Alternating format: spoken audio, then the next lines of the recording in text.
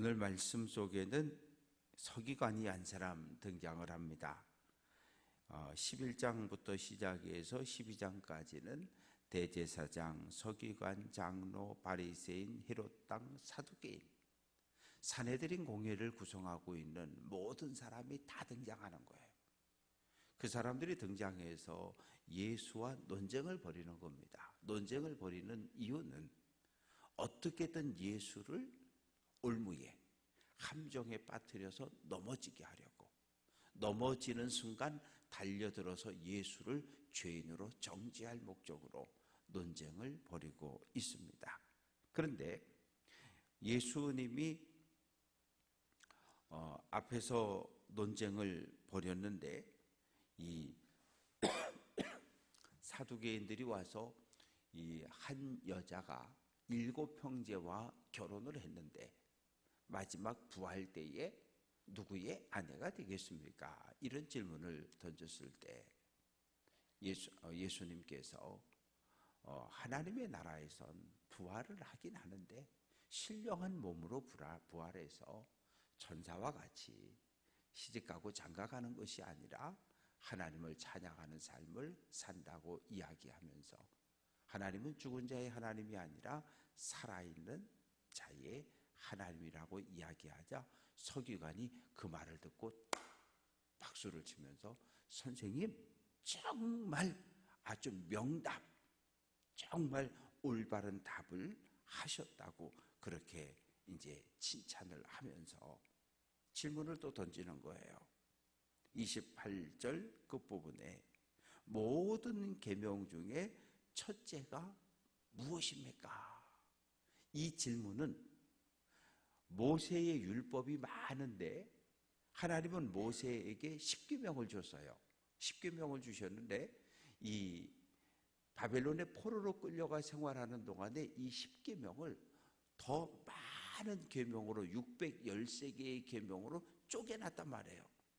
안식일법을 39개로 만들어 놓고 모든 계명들을 쪼개가지고 613개의 계명을 만들었는데 부정적인 계명, 뭐뭐뭐 하지 말라, 이게 365개, 이거는 해라, 이게 248개, 도합 613개의 계명을 줬는데 서기관들은 모이면 이 모세의 율법 전체 가운데 가장 중요한 계명이 뭐냐, 이걸 놓고 자주 논쟁을 벌인 거예요.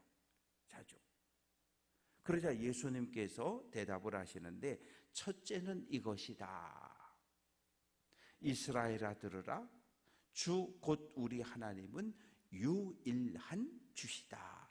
유일한 하나님이라는 거예요. 10계명 가운데 1계명부터 4계명 하나님과 관련되어진 계명에 대해서 이야기하면서 유일한 하나님. 이 세상에는 많은 사람들이 종교를 가지고 있어요. 그런데 다신교, 이 그리스 로마 사회는 다신교 사회였어요. 여러 신들이 있어서요, 여러 신들을 섬겼어요. 아무 문제가 없어요. 또 유일신자들이 있어요. 수백의 그리스 로마 신화에 나오는 여러 신들이 있는데 그 중에 나는 제우스 신 하나만 믿을래, 이 사람을 일신교라고 이야기해요. 하나의 신을, 여러 신들 가운데 하나만 믿는 사람. 그런데 우리는 유일신, 하나님 한 분만을 신으로 고백하는 사람들이 우리들이에요. 그러니까 다신교나 일신교에는 우상숭배의 개념이 없어요.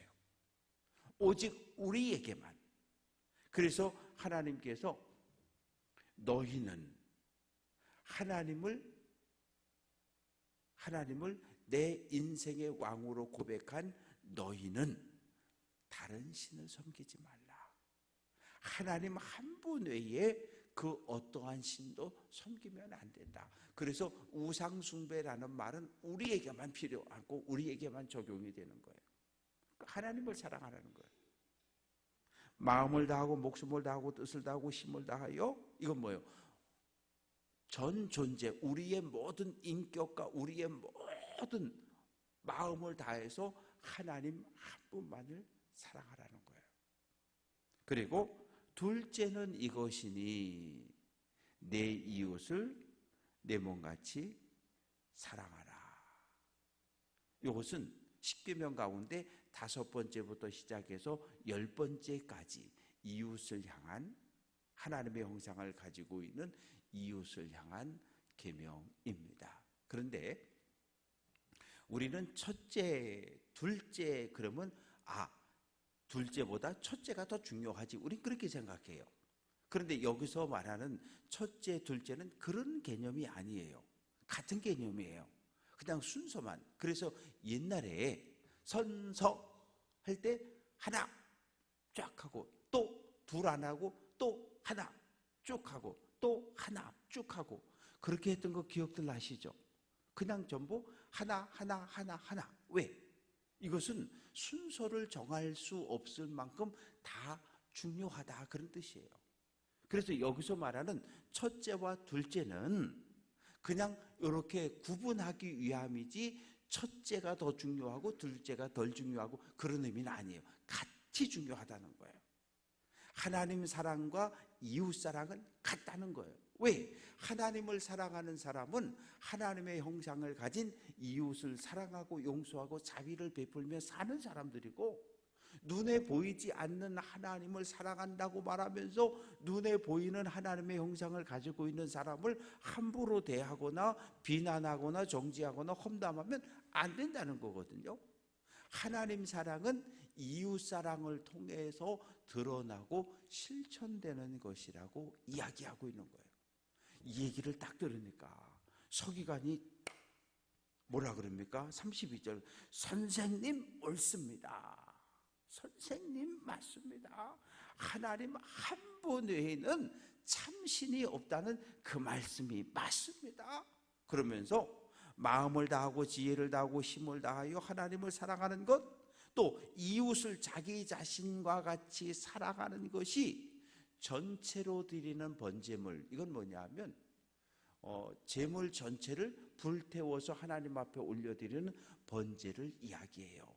번제 제사보다, 그 어떠한 제물보다 사랑이 우선이라는 거예요. 예수님의 말씀을 정확히 이해한 거예요. 이웃 사랑이, 하나님 사랑이 더 중요하다는 것을 이 서기관은 깨닫고 예수님께 대답을 하는 거예요.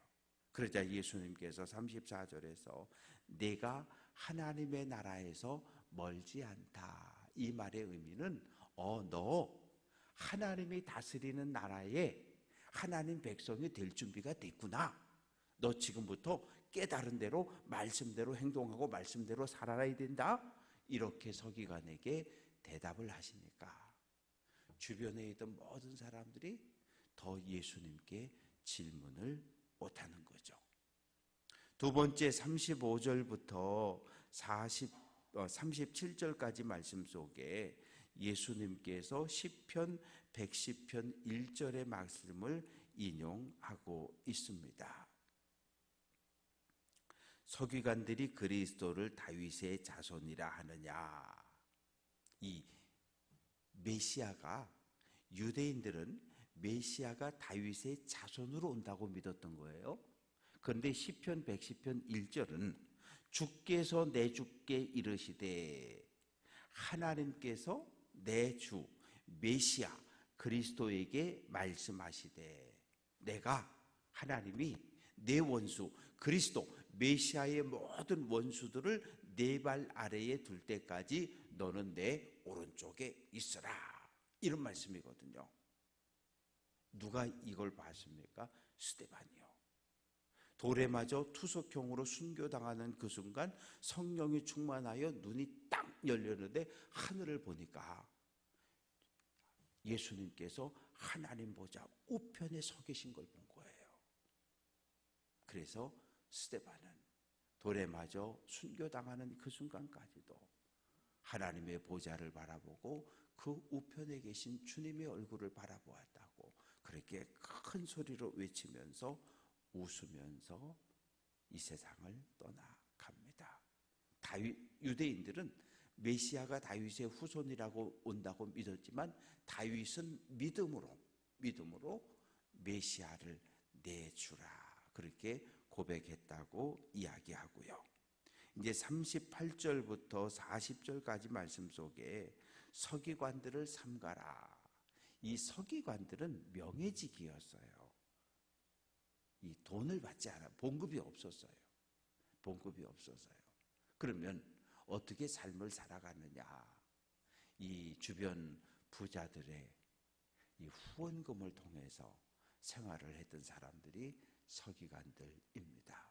그리고 율법에 해박한 지식을 갖고 있다 보니까 이 가난한 사람들, 힘없는 사람들, 특히 홀로 삶을 살아가는 남편을 잃고 살아가는 여인들의 여러 가지 법적인 문서나 이런 것들을 대신 써주는 일을 했어요. 이제 그러다 보니까 이렇게 도움을 받고 또 작은 성의 표시도 하고 그렇게 이제 삶을 살아가고 있는데 간혹 못된 서기관이 있었어요. 못된 서기관이 있어서 어떻게 했냐 하면 이 가난한 과부들의 재산을 탐내고 착취하고 빼앗는 이런 일들이 종종 벌어진 적이 있었습니다. 그래서 40절 말씀 보면 과부의 가산을 삼키고 외식으로 길게 기도한다는 표현은 그래서 예수님께서 책망의 말씀으로 주시는 거고, 긴 옷을 입고 다니는 거, 서기관들은 이렇게 겉옷을 입고 여기다가 여기 있는 스톨 같은 이 흰색 청색 실을 아주 길게 달고 다녔어요. 이게 옷에다가 길게 달고 다닌다 그래서 그 사람이 거룩한 삶을 사는 건 아니거든요. 그런데 나는 이렇게 거룩한 사람입니다 자랑할 목적으로 눈에 띄게 크게. 그리고 시장이라고 하는 것은 사람이 가장 많이 다니는 곳, 우리 지역으로 말하면 한림대 앞이나 강대 앞이나 8호 광장이나 그런 데 서가지고 인사받는 걸 좋아하고, 아이고 서기관님 안녕하십니까 안녕하십니까 인사받는 걸 좋아하고, 회당 안에 들어가면 모세의 자리에 앉는 걸 좋아하고, 잔치집에 초대받아 가면 주인의 오른쪽에 앉는 걸 좋아하고. 그래서 예수님께서 서기관들의 어리석음, 또 외식으로 길게 기도한다, 그래서 서기관들의 잘못을 책망하고 계시고, 41절부터 44절까지 말씀은 이방인의 뜰에서 여인들의 뜰로 넘어가는 그 자리에 헌금함이 있었어요. 13개의 헌금함이 있어서 이렇게 성전을 방문하는 사람들이 거기에다 헌금을 하는 거죠. 그러면 예수님께서 그 옆에서 이렇게 지켜보고 계셨던 거예요. 근데 여러 부자들이 와서 헌금을 많이 하는 모습을 보셨어요. 그런데 한 가난한 과부가 와서 42절 두 렙돈 곧 한 고드란트를 넣었다. 렙돈이라고 하는 것은 그리스 헬라의 동전이고, 고드란트라고 하는 것은 로마의 동전입니다. 근데 말 그대로 동전이에요. 그 로마 사회에서 가장 작은 단위, 우리 옛날에 1원이 있었잖아요. 지금도 1원짜리 동전이 있기는 하죠. 예. 근데 이 정확한 값을 따져보면 그 데나리온의 144분의 1, 한 데나리온이 그 젊은 노동자 한 사람의 하루 품삯이거든요. 그런데 하루 품삯의 144분의 1이니까 만약에 일당을 내가 오늘 일 나갔다가 7만 원을 받았다. 7만 원에 144분의 1은 486원이에요. 그러니까 500원 정도 되는 거죠. 500원 정도. 아주 이 로마 사회에서 가장 작은 동전. 이거를 2개를 놓았다는 거예요. 이 동전 2개를. 그러면서 예수님께서 말씀하시기를, 이 가난한 과부가 하나님께 가장 귀한 헌금을, 가장 많은 헌금을 드렸다. 왜요? 가난한 사람이 이 작은 동전 가지고 가서 일용할 양식을 사서 먹어야 하는데, 일용할 양식을 살 그 돈을 하나님께 드렸다는 거예요. 그 얘기는 뭐예요? 삶 전체를 주님께 드렸다는 얘기예요. 내 생명, 내 삶을 하나님 손에 맡겨드린다는 고백으로 다 내놓았다고 이야기를 하면서 44절 부자들은 풍족한 중에 넣었지만 이 과부는 그 가난한 중에서 자기의 소유 곧 생활비 전체를 하나님께 드렸다. 그러면서 칭찬을 하시는 겁니다. 말씀을 정리해 봅니다. 우리 눈으로 보는 거하고 예수님 눈으로 보는 거하고는 달라요. 우리의 눈에 옳아 보이는데 하나님의 눈으로 보면 틀렸어요. 내 생각엔 옳은데 하나님이 볼 땐 틀렸어요. 우린 그것을 늘 인정하고 살아야 해요. 그래서 하나님, 내 뜻대로가 아니라 하나님의 뜻대로 응답하옵소서. 예수님의 기도처럼 하늘 아버지의 뜻이 나의 삶을 통해서 우리 교회를 통해 우리 가정을 통해 이루어지게 하옵소서. 이게 우리 기도의 마지막이 돼야 합니다. 처음부터 끝까지 내 뜻대로 이러고 기도가 끝나면 안 돼요. 내 뜻을 구하는 기도 간구해야지요. 필요해요. 그러나 마지막엔 하나님, 나는 이러이러한 생각, 이러이러한 간구가 있는데 하나님, 내 간구가 하나님의 뜻과 일치해서 하나님의 보시기에 좋은 방법으로 나의 삶에 응답해 주옵소서. 이것이 우리 모두의 기도의 결론이 될 수 있기를 주님의 이름으로 축원합니다.